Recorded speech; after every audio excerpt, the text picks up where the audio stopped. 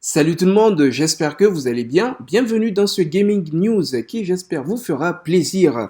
Allez, on commence par le stock du PS5 qui pourrait être imminent. Décidément, les choses commencent à coïncider par rapport à ce que j'ai dit dans ma précédente vidéo. Je vous la mets en fiche.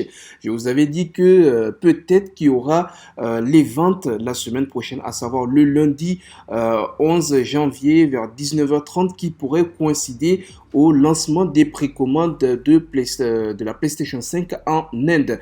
Alors, il y a eu un tweet de PlayStation Central. PS5 Stock Central, oui, c'est ça.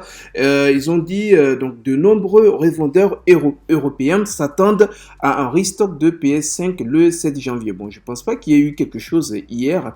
Par ailleurs, si le stock n'est toujours pas arrivé, on pourrait attendre jusqu'au 12 voire 14 janvier à cause de retard entraîné par le Brexit.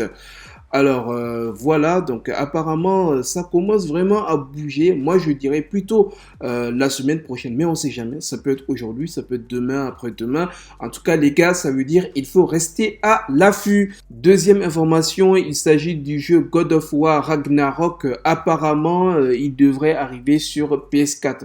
Bon, ce n'est pas annoncé officiellement, donc on va supposer que c'est de la spéculation. Tout est parti d'où? C'est lors d'un live de David Jeff qui est d'un video game designer, director, et c'est lui qui avait dit que peut-être, ou il est à peu près sûr que le jeu va arriver sur la PlayStation 4. Alors évidemment, vous savez, il y a des sujets sensibles aujourd'hui, tout ce qui est stock, jeux, consoles, ce genre de choses. Faut faire très attention. Bah, les gens ont commencé à dire, ah mais ouais, tu as dit, tu as dit.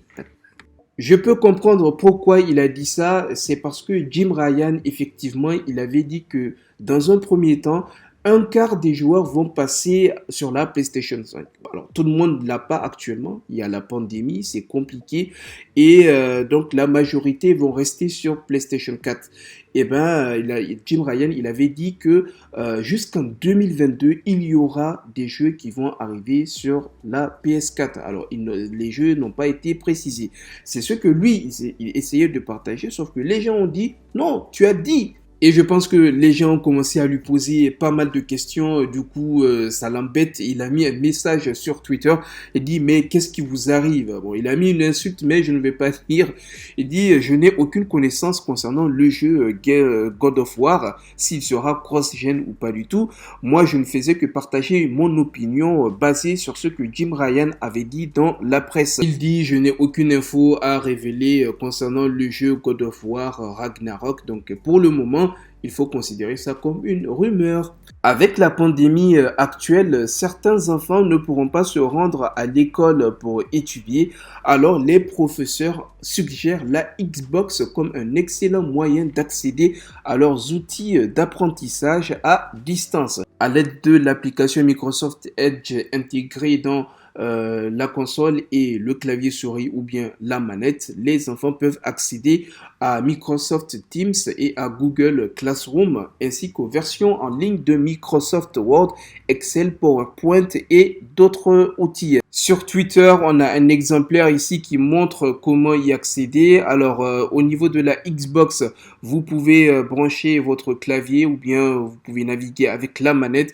Vous partez sur Mes jeux et applications. Vous trouvez l'application Microsoft Edge et puis vous lancez. Après, ça dépend de votre école, mais ici on a HWB. Vous tapez ça dans la barre de recherche. Vous vous connectez à votre compte et voilà, vous pouvez retrouver, donc vous pouvez accéder à vos travaux via OneDrive ainsi que les applications Word, Excel, PowerPoint, vos emails et ainsi de suite. Du côté de PlayStation, ah oui, je précise PlayStation 4, donc vous pouvez identifier Internet Explorer 3W.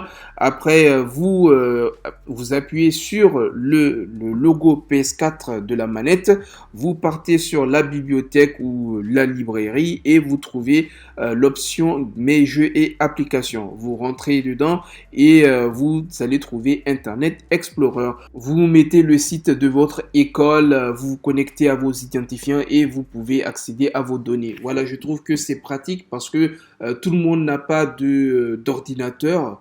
chez lui. Donc avec les consoles, vous pouvez vous en servir pour étudier. On termine cette vidéo avec Projet Winter. Le développeur Océan Interactive a annoncé que son jeu multiplayer de tromperie sociale Projet Winter sera disponible le 26 janvier dans le Xbox Game Pass, console et PC. Le jeu est décrit comme un titre de 5-8 personnes dans lequel les joueurs sont bloqués dans le désert gelé et doivent appeler à une évasion avant de rencontrer une disparition prématurée. Certains de ces joueurs sont choisis au hasard pour être des traîtres et c'est le travail des traîtres d'empêcher les survivants de s'échapper par tous les moyens nécessaires. Les survivants doivent rassembler des ressources, des objectifs de réparation et braver le désert ensemble, mais méfiez-vous des traîtres au sein du groupe qui vont gagner régulièrement en force au fur et à mesure que le match progresse et dont le seul but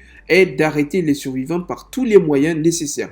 La communication et le travail d'équipe sont essentiels au but ultime des survivants pour s'échapper.